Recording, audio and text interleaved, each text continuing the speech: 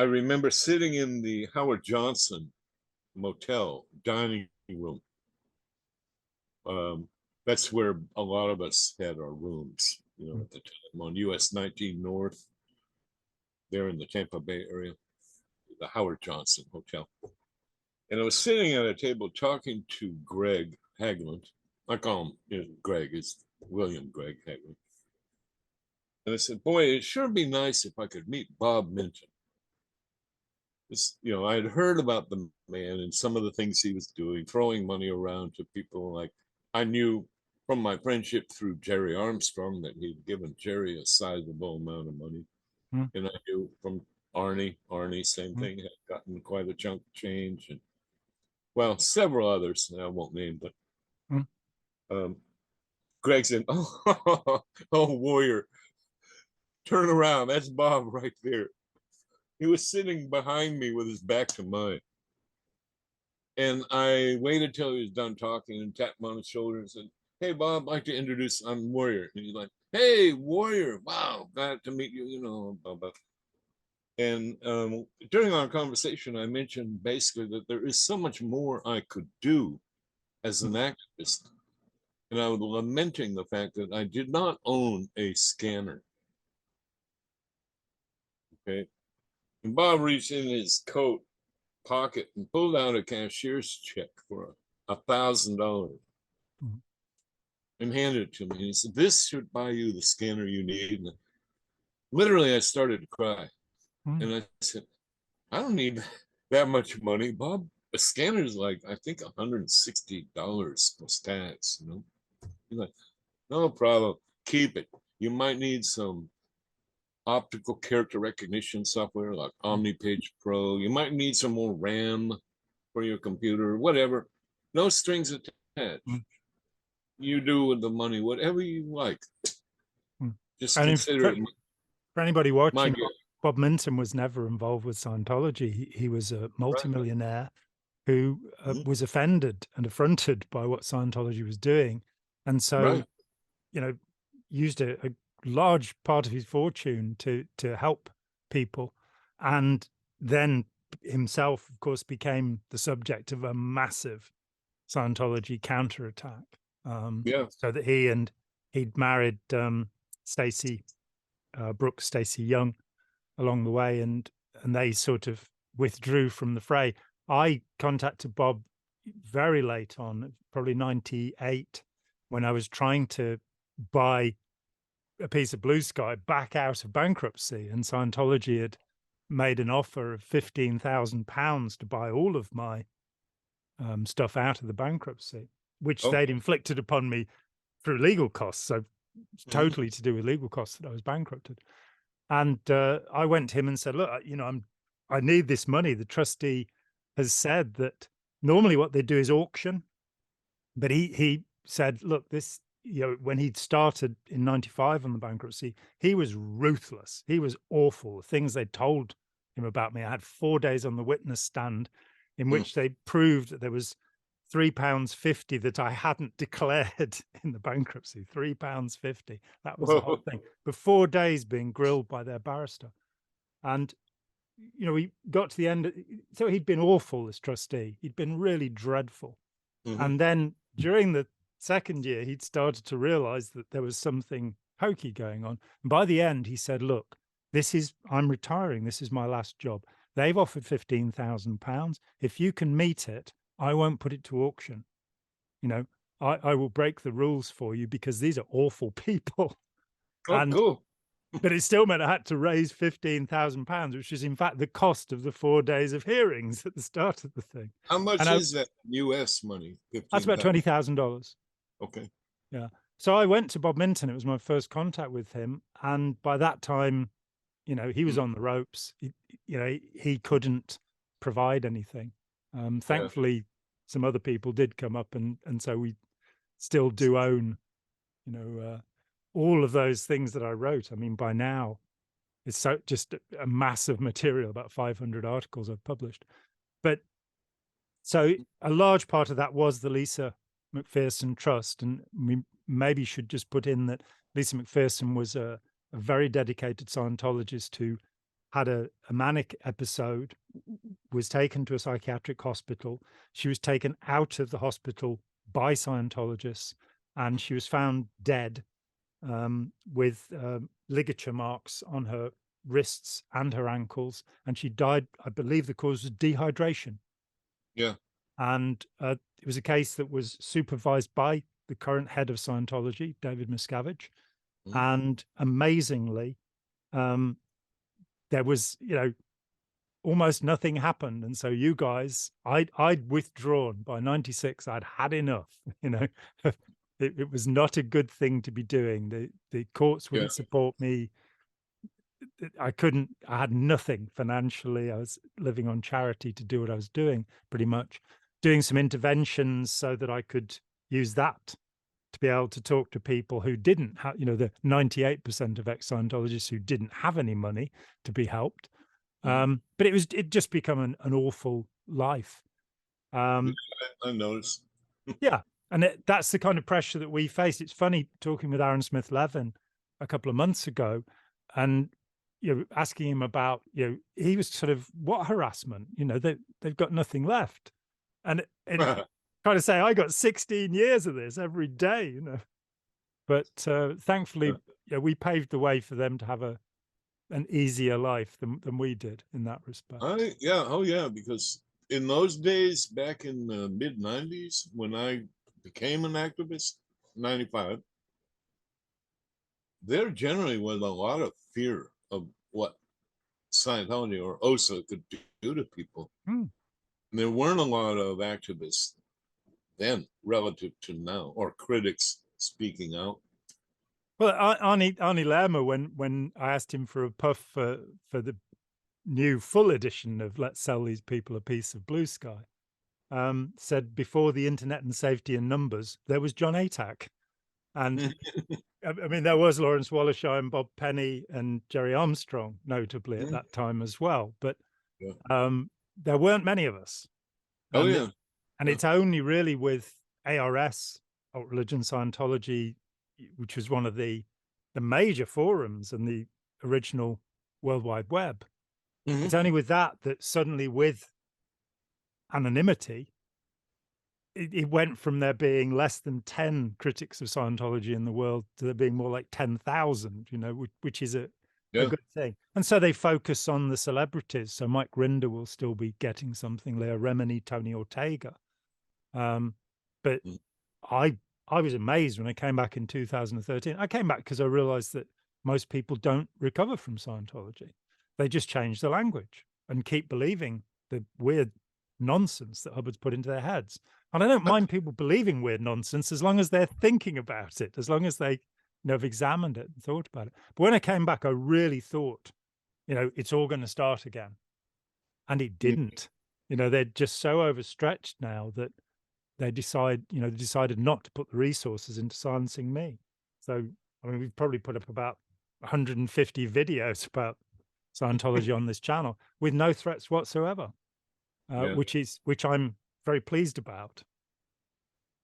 Well, back in the day, I definitely was one who had a healthy respect of what OSA was capable of doing. And originally, when I started posting on Alt Religion Scientology, I did it anonymously. Unfortunately, I never at the time saved most of those posts. I did, but I was a variety of different nicknames or usernames and different email addresses, because at the very beginning, I was afraid I might screw up and out myself. So I had hooked up early on with a critic in Berlin named Tilman Hausstetter. Yeah, Tilman has some of my things still on his site over there. Wonderful. He was a great friend, and he was the first non-Scientologist or non-ex member, he never was involved with it, that I connected with back in 95. Around the same time I hooked up with Arnie, I was spilling to Tilman, telling my story. And he would just take what I sent to him and post it using a remailer. And so I would be talking as nobody at hugecojones.com or nobody at anonymous.com, or later on Miss X at mailmasher.com. That was me. And I admit that much because by then I begun to save my posts and put them up on a website, my website. By then I had pretty much gotten over my fear of OSA. They already knew who I was. They'd already been pair gaming me and messing with my family and everything badly too. Because I had gotten involved in so many cases and done affidavits that it was a matter of public record. So they knew who I was. And I mean, we should probably have a separate conversation about the harassment because it's going to take a while to cover that sort of material. I want to finish off your involvement with ASHO and what happened, why it was that you left, what it was that happened after you found out about the credit bank. And there were a lot of things that happened over the years. In the first place, when I arrived in 1975, when I first got to LA, I had been promised by the recruiter, oh yeah, you get pay and bonuses, you get this great food, and you even, matter of fact, you have your own steward that's going to serve you in the mess, the galley. You have a bunk, a room. You and your wife will have what we call a 2D, a second dynamic, married couple space. You will have a nanny who will be taking care of your son. And they paint this really rosy picture about how wonderful everything is, the compensation that we're going to get for. Well, we arrived in LA and all of a sudden, no, they didn't have any space, any room for us.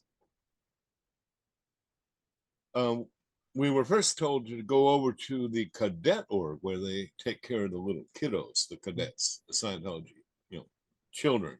Yeah. And I walked into the building they called the Melrose. It's on Melrose Avenue in Hollywood.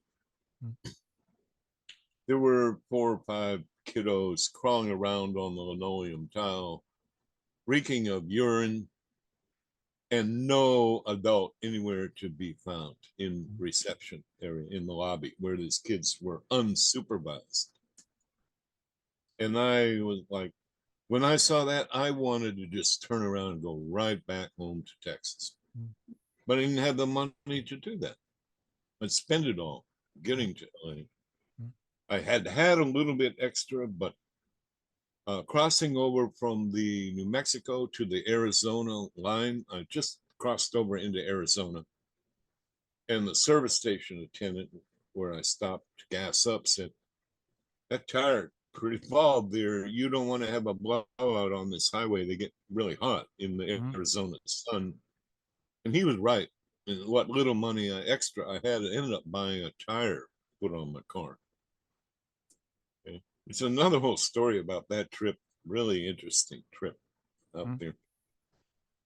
I almost didn't make it to LA because a man was along for the ride as far as El Paso because he was accused of causing the collapse of Narconon in New Orleans.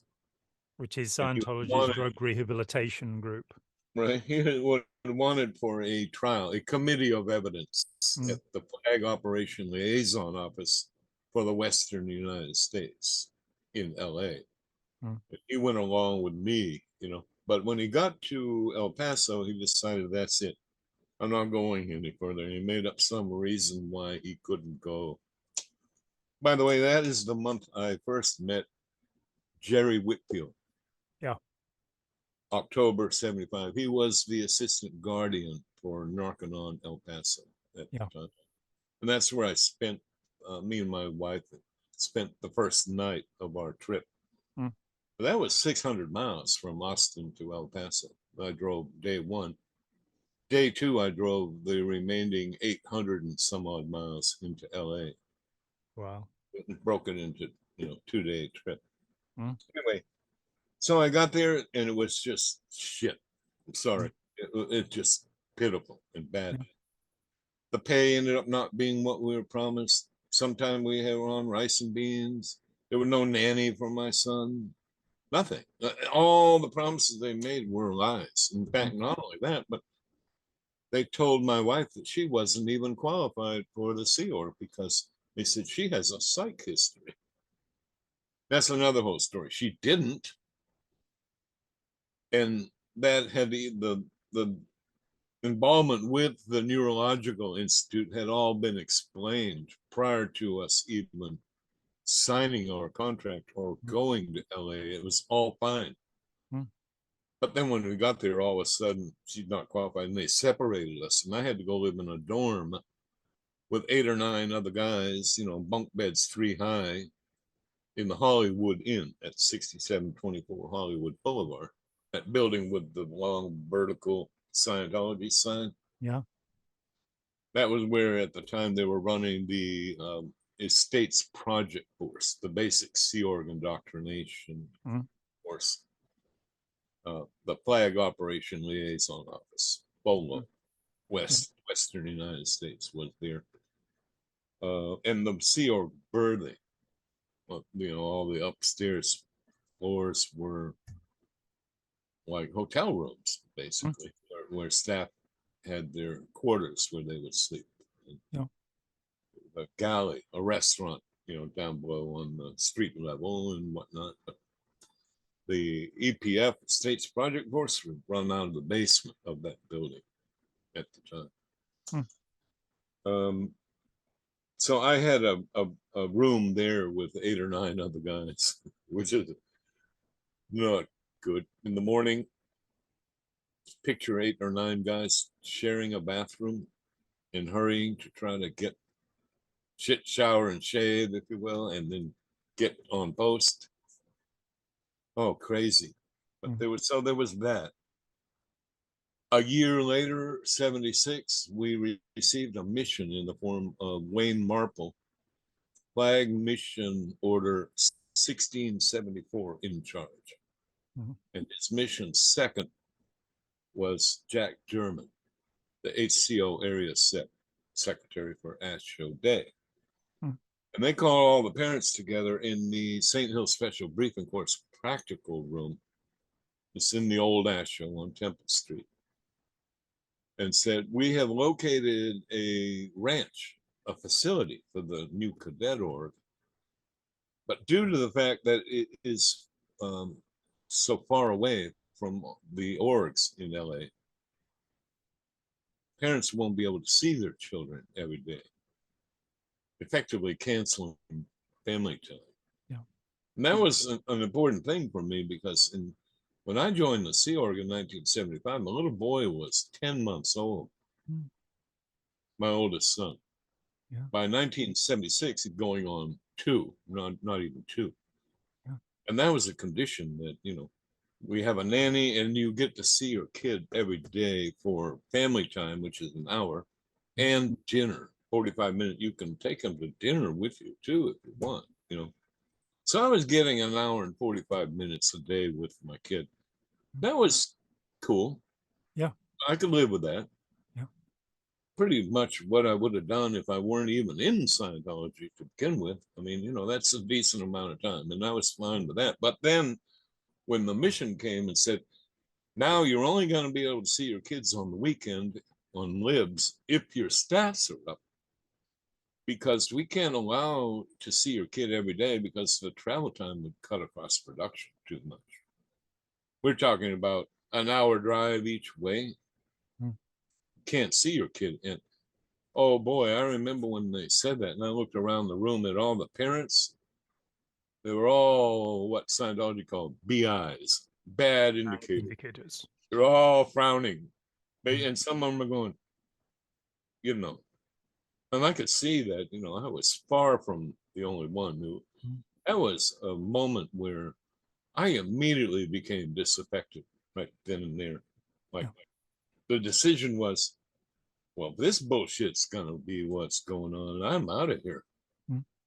But I didn't immediately leave or anything. I wrote a letter on the SO1 line. I'm writing to the old man thinking, because Hubbard wrote in Child Dianetics something to the effect of, parents should spend an hour a day with their child, call it Johnny's time or whatever he called it, and do whatever the child wants within reason, of course. And I wrote to the old man saying, well, how do you square what the mission is telling us, that we're not going to be able to see our kids every day, but you say in Child Down X, is it your intention that parents only be allowed to see their children on the weekends if their stats are up? I got a letter back that said, my intention is laid out in Back Base Order Series 18. If you haven't read the issues, I suggest you get a hold of them and read them. Okay, well, so I did that. These are a series of issues written by Wayne Marple and the Missionaires, Back Base Order 18, 18-1, -2, -3, so forth. Didn't answer my question.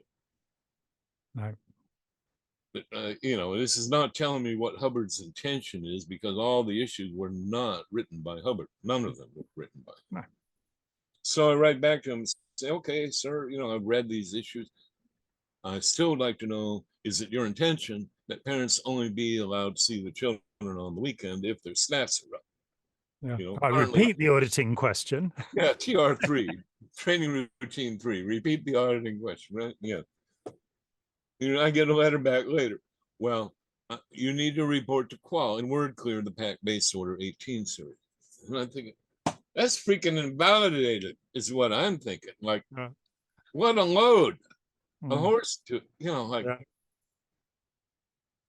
course I did it because I'm complying to the old man, thinking, well, again, back then I was actually of the illusion or delusion, if you will, that I was actually communicating to Ron. I know better now. But yeah.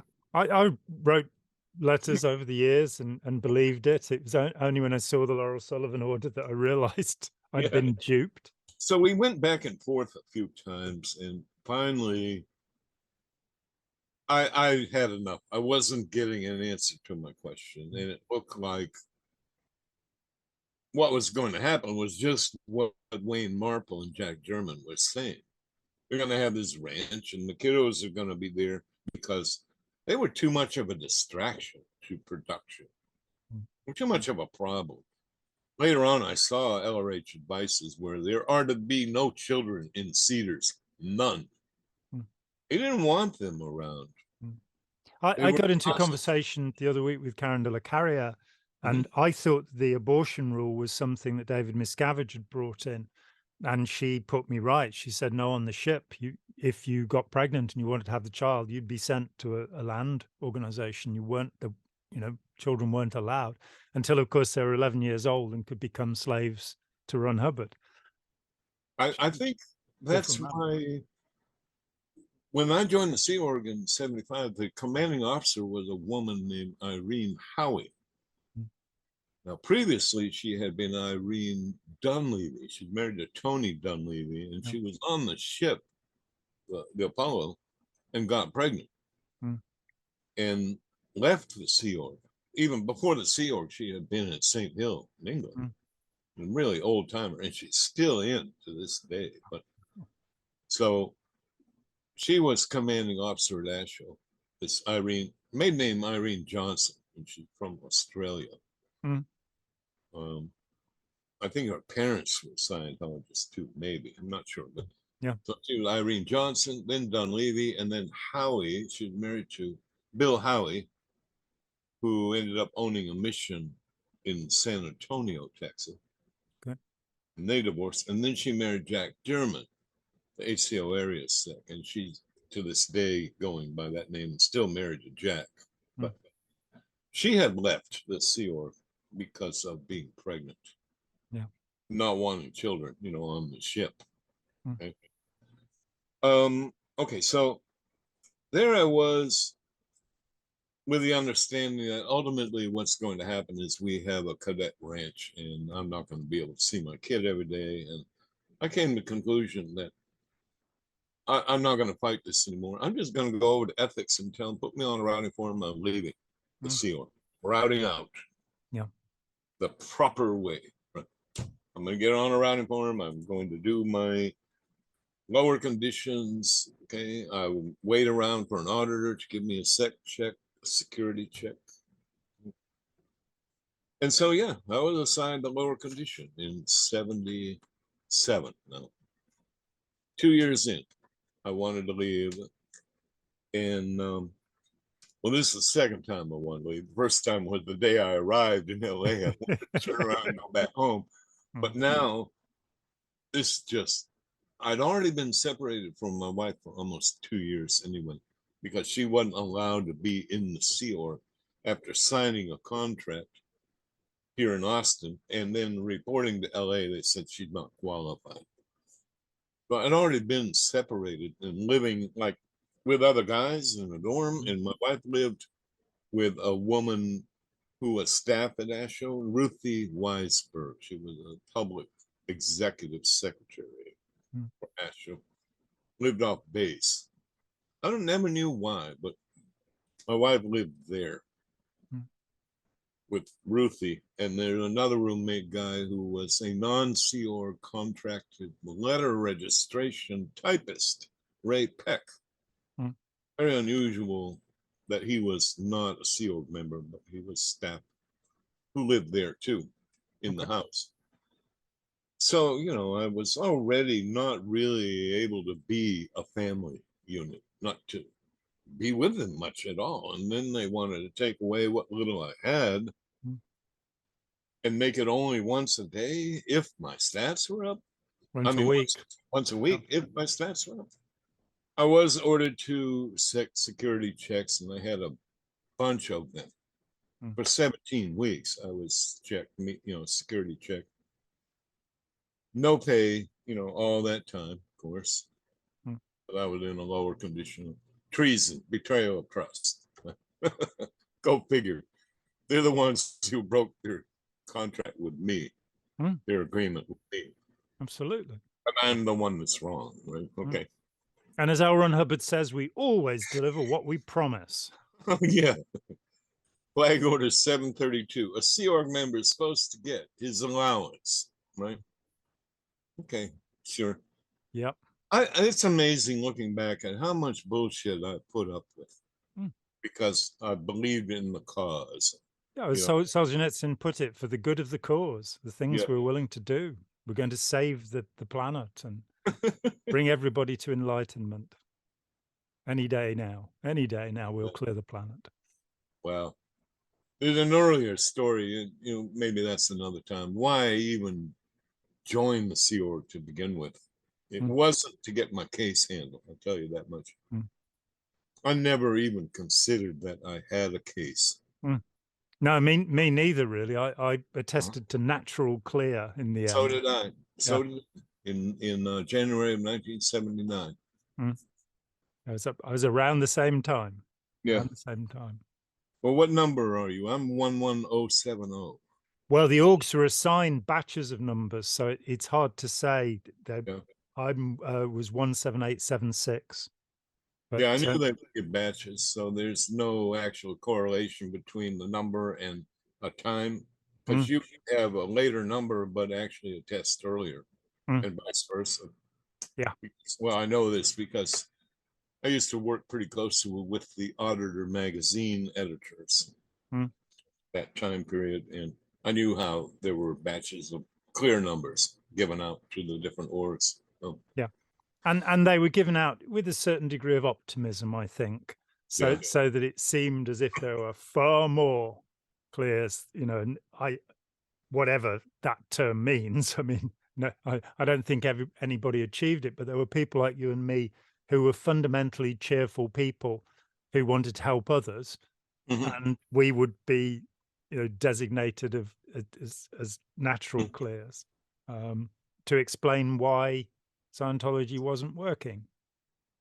One of the many explanations as to why Scientology. I was getting audited on Dianetics, and the only thing happening was I was getting splitting headaches. And I finally threw down the cans in disgust one day in session when the auditor asked me again, is the incident erasing or going more solid?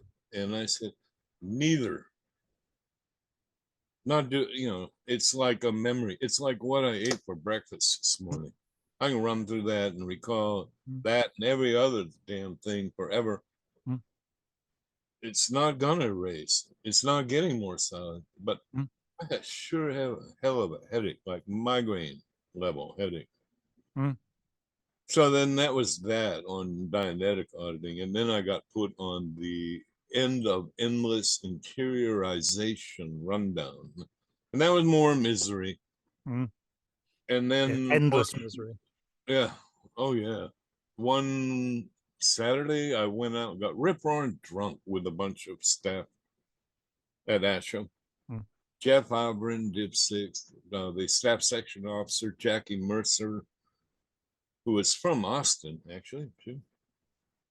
The hippie chick I knew 8 years before we either of us got in the Sea Org. She was hanging out at all the psychedelic rock clubs. And I knew her husband, who was in a band called Ramon and Ramon and the Four Daddios. They were like a sha-na-na type of rock and roll, band. Yeah, back to the Chief of 50s. Staff Section Officer. Mm. She's still in. She won't talk to me because I put in theta on the internet. Yeah. Anyway, though she's probably a communication release and can communicate freely to anyone on any subject, according to Scientology. Sure. Well, so I mentioned something while I was a little drunk that night, whatever it was. I don't know what got written up to the case supervisor by my buddy Jeff. But I do recall next thing I knew, I was being called into an interviewing session asking if I wanted to attest clear. Apparently, I voiced the clear cognition, I guess. I don't, but, yeah. And then it was explained. Which, if anybody wants to find the clear cognition, this great secret, you just look up the definition of clear in the Scientology Technical Dictionary. And if you parrot that to an auditor, you can attest to clear. It's great. Well, the same is in fact true of all of the EPs, the end phenomena of the grades, all of it. You just read what it says in there and say that. They'll let you through. I don't think I said, anything like I'm mocking it up. I don't think that I ever said that. I think I would have said something to the effect of, this is bullshit. I don't have a bank, which is kind of the reverse, but saying the same thing. If you're mocking it up, well, anyway. Well, it appears that OT8, the highest level in Scientology, is realizing that, no, it was all made up. Yeah. And now you've got to pay to undo the mess. Like I now know who I am not, or something to that effect. Yep. Okay. Well, I'm lucky. I got as far as Sunshine Rundown, and that was it. And I was done with it. So I never did solo auditor's course. I never had the OT eligibility, check or that. Never got on to OT1, nothing. Lucky you. Sunshine Rundown, I was done. And that, along with the fact that I never had any auditor indoctrination or training, made it really easy for me just to put all that indoctrination behind, because I wasn't all steeped in all this false data. I was an admin guy all 8 years I was in the Sea Org. So I consider that made it considerably easy to recover and deprogram myself. Yeah, to decompress and to digest the experience. I did 6 major audit training courses, though there are a lot of rumors about me not being trained at all. It's interesting. There are rumors about me being a heroin addict, a rapist, a child molester, all sorts of things, but they're not in fact true. But I think that's a valid point, that if you've had a lot of auditing, a lot of Scientology supposed counseling, and if you trained, then it really is, it's more invasive than any other system. I mean, Conway and Siegelman in Snapping said the most debilitating set of rituals of any cult in America. And they reckoned it was 12.5 years to recover, where, the Krishnas or the Moonies was 3 to 6 months. And when I was in touch with them a few years ago, courtesy of Tony Ortega, and I said, the 12.5 years was a guess, wasn't it? It's not, it's like, and the reality is they probably don't recover. But I read 14 years somewhere. Like, there you go. Scientologists to recover. I don't think it was and unaided. And I mean, let me just say this, that I figured that in one day, it's possible to get somebody through all of the significant stuff so that they can then take charge of the recovery process. People think that it's like, I had 1,000 hours of auditing, so I'll need 1,000 hours to undo it. No, the thing is to give you agency so that you know what to do and how to deal with the nonsense that's in your head. And that takes a day. But, it never fails. I've never, like I said, when I left earlier in this interview, I said, when I left in '83, I pretty much just stopped being a Scientologist, and I didn't think much of it until that day I saw Arnie on CNN Headline News. Yeah. I told you, if it ever came into my consciousness, it would be something like, give you a real example. My son would be sent home from school because he had come down with the chicken pox. And the thought would, oh, he's PTS. He's a potential trouble source. He's had contact with a suppressive person. I would question that and go, no. He goes to a public school. He's exposed to illnesses, viruses, and germs and whatnot. Okay, but he's not PTS. Bullshit. That's how I deprogram myself. When a concept would pop into my head based on what Hubbard said, I would just examine it and ended up one for one practically rejecting it all. That's exactly what I show people how to do. Yeah. And I did it myself. Once you've got that going, once you realize that you can question these things, you can examine them using logic, or if one wants to call it critical thinking, and say, well, that's not in fact true. The great example for me was I was talking with a woman who'd grown up in Scientology, been in the Sea organization, had an absolutely dreadful experience of it all. And it was sort of, about 15 years later, she'd left. It was all gone. But because she'd grown up in it, she didn't have anything else. She's very intelligent. She had got a university degree after she left. And she said to me in our first conversation, is it true that reality is agreement? And my response was, well, if you're the hypnotist, yes. But otherwise, no, reality is out there. And as Immanuel Kant, I'm told, pointed out, you have your representation of reality that you live in, but it's not because we're all agreeing it's there that it's there. The next week, and we just met. The next week, she came back and said that she'd put scented laundry conditioner in to her wash. And we both knew what she was talking about. We hadn't talked about the hygiene hat of the Sea organization, where Hubbard's scent phobia, something he shared with Rajneesh, he had it too. But Hubbard's in, terrible fear of being poisoned by the psychiatrist with rose perfume. So Sea organization members are not allowed to use perfumes. And so all of these years later, she could perform this act of rebellion. And those are the two things. One, being able to go, well, if you increase communication, do you increase affinity, as Hubbard says? So, Hubbard said bullets too are communication. So if somebody shoots me, I'll like them more. If somebody yells at me, I'll like them more, which does seem to be a basic idea in the Sea organization. This is nonsense. It's not only nonsense, it's puerile nonsense. It evaporates. But so the first thing is being able to challenge it and think your own way through it, and being entitled to have enough authority to question what Hubbard said.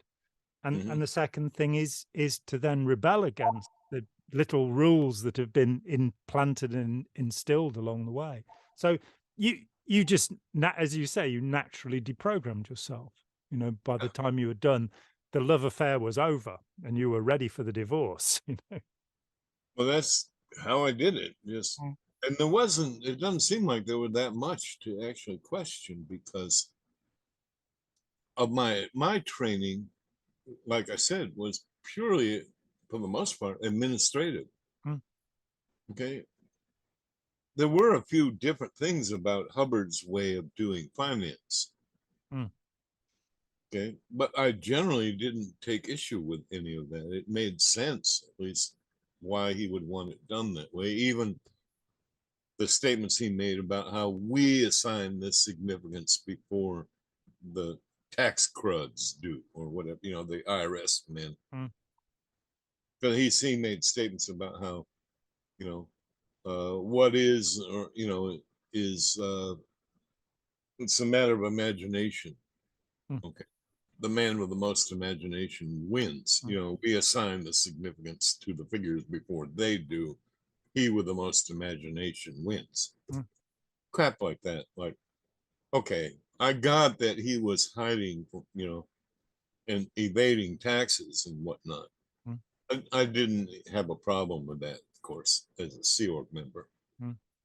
Okay. But as far as deprogramming, there wasn't a lot of so-called technical garbage Hmm. to shed because I hadn't been indoctrinated in it. Well, so anyway, getting back to the sec check in '77 because I Yep. wanted to leave. After 17 weeks of being security checked virtually every day, and I got done with all that, and the execs basically said, "Look at that, Mark doesn't have overts and withholds. He doesn't have crimes, Hmm. secrets. Hmm. That's not why he wants to leave. He wants to be a family." And I'm like, duh, been telling you. Okay, I mean, you finally get it now, Hmm. assholes. Hmm. And then next thing, like, oh, and your wife, Kathy, she's not a psych case. She actually is qualified to be in the Sea Org. It was a total arbitrary. And they're actually even countermanding Jane Kember, the Guardian Worldwide, had actually even declined my wife's permission or petition. Yeah. And gave her a very steep qualification program to be able to get into the Sea Org. Hmm. With nuts, it would be a class 4 OT3 at least Hmm. before you can be allowed to join the Sea Org. It's another whole story, but Hmm. so all of a sudden she's okay to be in the Sea Org. Why? Oh, to save Mark, because we don't want to lose Mark, the slave that works 104 hours a week in Treasury and who's a chronic upstat. My stats were chronic affluence for years. I can prove, look at my website, warrior.zenu.ca. I've got webbed 58 very upstat certificates on my website that I earned. I had and the one.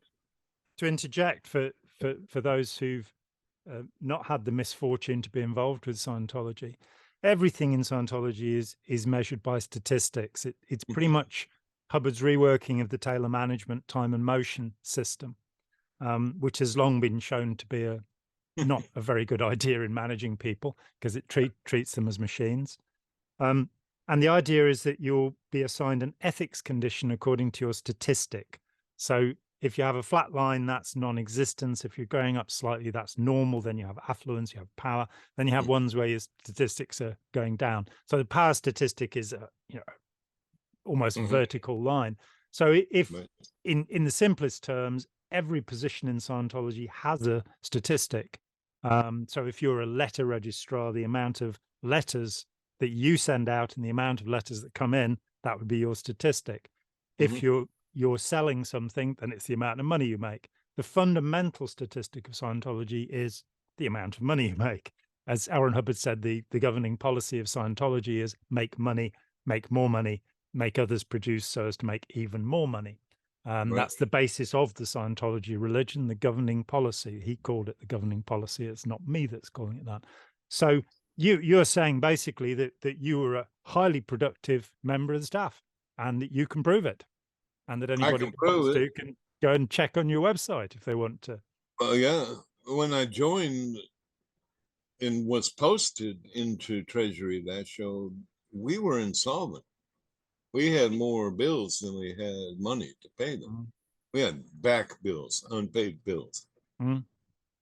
Within a year, due to hard work and administering policy the way it was supposed to be and taking religiously, unfailingly putting 10% to reserves every week, we not only uncrossed the cash on hand versus bills owing. In other words, now we have more reserve cash than we have bills. We're doing great. Within a year, we had over $1 million in reserves. And I remember all the execs were taken out to a Moroccan cuisine restaurant in Hollywood called Dharma Grebs. And we had this big feast to celebrate the $1 million cash bill spread at that show. Mm. And that happened within the first year of my being on staff. I did what I did. I was really good at it. Yeah. I was an upstart. I would never, other than wanting to leave and being put in that lower condition, which ultimately ruled an injustice. And it was, what was the word? It was suspended or whatever. It never was officially canceled. Because they just couldn't admit that, but it was suspended, right? I never was in a court of ethics or an ethics hearing or a committee of evidence or any of that, those so-called ethics and justice procedures. Yeah, me neither. We were upstarts. Never. What can I say? We were upstarts. Yeah. So, okay, so there was all of a sudden everything's hunky-dory. Mark doesn't have crimes. Your wife's allowed to be on staff. And they still didn't have my kid in the cadet org. They didn't have enough nannies. Okay. That Scientology was chronically, illegally operating the cadet org. Under California codes, they did not have enough childcare workers to be legal. Well, in this country, I think it's one adult per 3 children. And when back in the 70s and 80s, there was a situation where it'd be 1 adult to 80 children. Yeah. And there was one child drowned, an 8-year-old child. And I have an interesting issue called the Cadet Org / Cadet Estates Org Establishment Eval. If you've never read that, I need to send it to you. Please do. In it, Scientology is confessing they're known, like the things they know that they were doing wrong. Like, for example, they admit that the cadet org was not legal. It was not manned with enough childcare workers. They admit that the cast-offs, the recruits that the orgs didn't want because they weren't qualified, were posted at the cadet org, and they refer to them as sex perverts, DBs, degraded and beings. criminals. Degraded beings, sex perverts, and criminals. They admit this in this eval, that they were posting people like that to take care of the kiddos. In this eval, it's AIDS Order 203-71 is the AIDS order. It's by Bill Price, an evaluator. And it's a multiple page issue, like about 16 or 18 pages or something. It's a very big thing. And they talk in there about chaining a cadet to an electrical outlet and nearly electrocuting him to death. They talk about the kids being so unsupervised that they were going around in Cedar stealing, going in the birthing room, and stealing while the staff were away on post during the day. I know from my own son's experience, who in 1981 was 7 years old, that he would slip out of the cadet org by climbing up a tree next to the chain link fence around the Apollo Training Academy there on Fountain Avenue, slide down, the fence and run up to Vermont Avenue a couple of blocks away and hop on the Southern California Rapid Transit District bus at 6 years old and ride around Hollywood all day long on the bus. Make the entire circuit more than once, just to get away from the craziness. I interviewed a young man who, at the age of, he was 14 when I interviewed him. He was 8 when his parents went over, and he was in the Blue Buildings as part of the cadet org. And he talked about just a gang of kids with nobody supervising them. And because the blue buildings, the Cedars of Lebanon, had been a hospital, it had never been properly cleaned out. I mean, I talked with people who helped clear remains out of the crematorium there.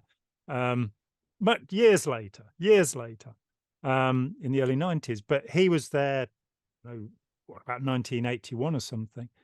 And he was saying that they'd open closets and there'd still be syringes and drugs left over from. Oh, yes.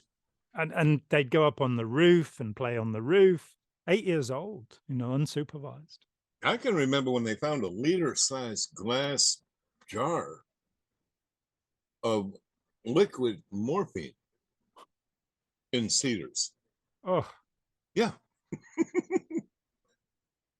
course, Cedars of Lebanon had Cedars Sinai built in Beverly Hills, and they moved in there. But years before Hubbard and Scientology bought Cedars, they stopped renovating the complex because they knew they were going to be vacating it. Okay, but they left a lot of stuff behind.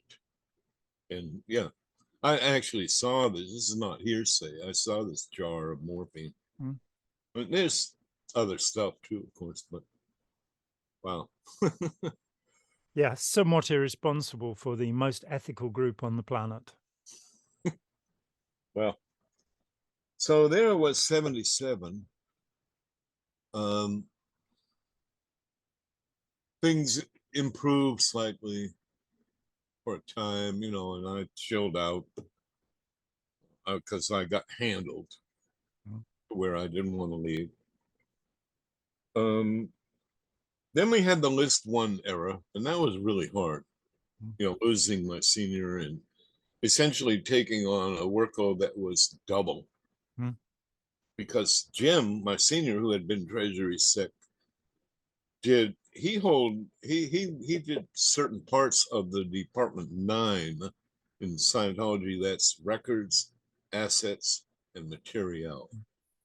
It includes the audits, financial audits, the bookkeeping records. It includes bank reconciliation, supplies, managing all the assets like the furniture and whatnot in the building. Okay? Banking, I said that, I guess. Well, now all of a sudden I had to do that too, and continue to do Department 8, which has 5 sections: financial planning liaison, financial planning activation, purchasing, bills paying unit, and the payroll unit. I'm doing all that. And I'm now a div head. I'm going to meetings every morning, product conference, wasting an inordinate amount of time listening to the plans that all the other div heads do, what they're going to do to increase production, their quotas, their debug plans, their battle plan, all that crap. Like nothing to do with me, yet I'm required to sit there and listen to all that. When I could have been actually doing so much more, but it was crazy. I worked an average of 104 hours a week, every week. Next thing I remember after the RPF time period, the list one, mission and all those staff being in the RPF.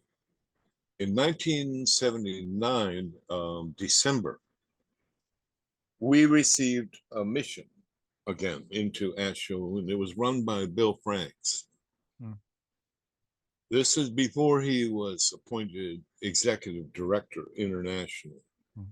He arrived in ASHO in December 79 and was on that mission until March 13th, 1980.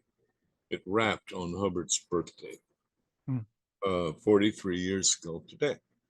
Okay. Bill Franks ran ASHO on an LRH advice that I've seen, and I wish I had a copy of it. I don't, but back then, I was, in addition to holding all of Department 8 and Department 9 and Treasury Sec, I was financial planning chairman too. Okay. So let me just But if I figured this out mathematically, 104 hours a week, that's about 15 hours a day. Is that right? Yep. Every day. Let me see, 104 divided by 7. I never looked at it that way, but that's an average of 14.85 hours a day. Yeah. Just unbelievable. Now, my normal operating schedule, because of how financial planning occurs every Thursday after the weekends, local time, 2 o'clock. Stats are turned in 2 p.m. local time. And then everybody submits their purchase orders, and Thursday night financial planning gets together and hashes out what the budget's going to be for the coming week, what we're going to actually spend. Generally speaking, all the years that I was financial planning chairman, which I stopped being in 1981, but so we're talking about 4 years, I guess. There were me and David Lane, the HCO area sec. For all practical purposes, we were financial planning because none of the other division heads ever participated. They're supposed to. It's supposed to be done by advisory council, which is composed of all the heads of all the divisions. But David and I were the only two that ever took responsibility for it. Yeah. And one night during that mission that Bill Franks was running, December 79 to March 80, Dave and I were talking about something or other. He says, "Hold on, Mark."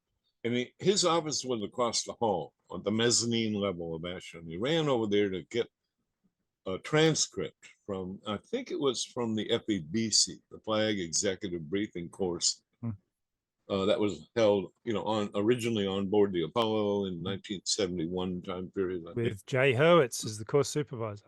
Yeah. And he showed me, he opened up and he showed me, "Mark, look at this paragraph right here."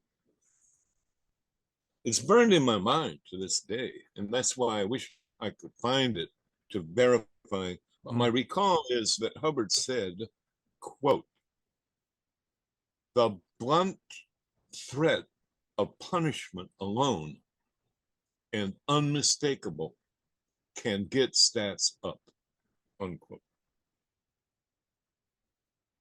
And the point is, David Lane was showing me, this HCO area set friend of mine, what Bill Franks was doing. And that's exactly what he was doing.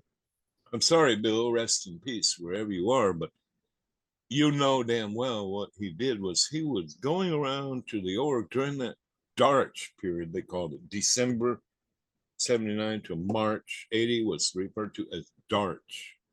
He also called us Dachau, almost like, and he made allusions to Auschwitz and how he was the Fuhrer running us all as slaves. I mean, it was a bizarre time period. Okay, but I mean, one day I heard Bill Franks arrive at David Lane's office across the hall from mine. We generally would keep our doors open, when we were working. Yeah.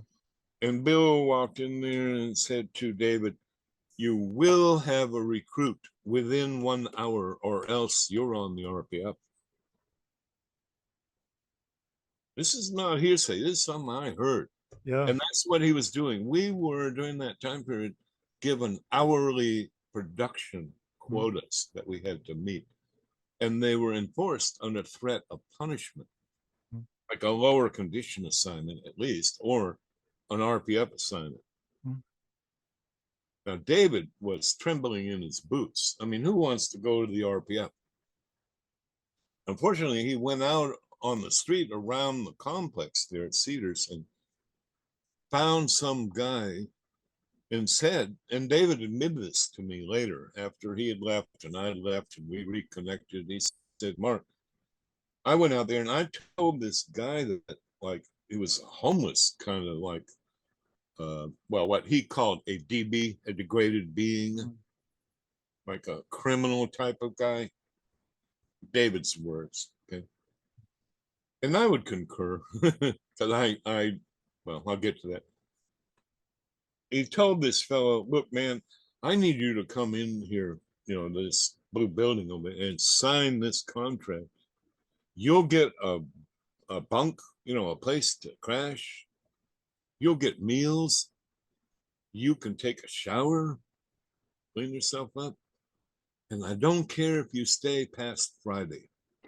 After that, but I just need you to stay from whatever it was, like Wednesday night through Friday. And after that, fine. If you want to leave, I don't care. Because he wanted to meet his recruitment quota. Yeah, absolutely. Well, Sally Dean, if you're listening, you will know that what happened because of that unqualified recruit. I was awoken in the middle of the night between 2 and 3 o'clock by a woman screaming. My birthing area was 606 Lebanon Hall in the Cedars complex. And a woman down the hall from me was screaming. And I jumped up, threw on some jeans, and ran down there. And there was this recruit that David Lane had recruited that way, I just described, trying to suffocate Sally Dean by putting a pillow over her head. He'd already battered her, in the face, slapped her, knocked her around. Apparently he was trying to rape her. And she was screaming.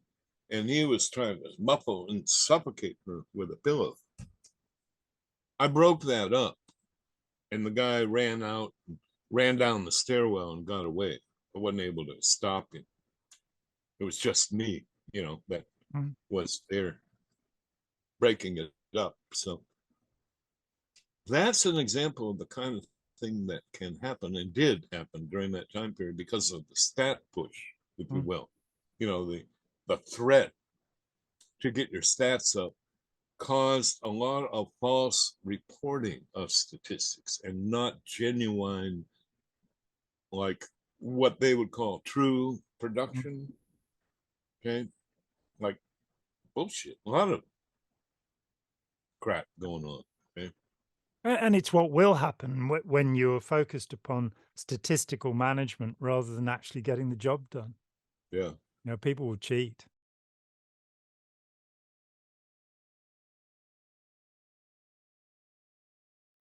Hi, John here. Thanks for watching. We'd appreciate it very much if you would click like, as well as subscribe, and click the bell for notifications. Every dollar helps, and we welcome new patrons on Patreon, or you can make a one-off payment with any currency through PayPal. Thanks so much.